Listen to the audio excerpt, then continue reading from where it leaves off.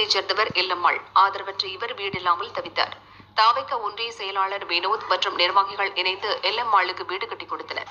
அக்கட்சியின் பொதுச் செயலாளர் ஆனந்த் இன்று புதிய வீட்டை ரிப்பன் வெட்டி திறந்து வைத்தார்.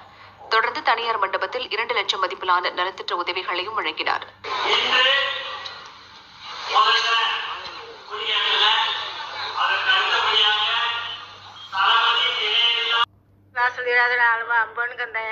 எனக்கு எங்க ஒரு குடிச்சலுக்கு இருந்தோம், ஓலை குடிச்சலுக்கு இருந்தேன். எனக்கு யாரும் கிடையாது.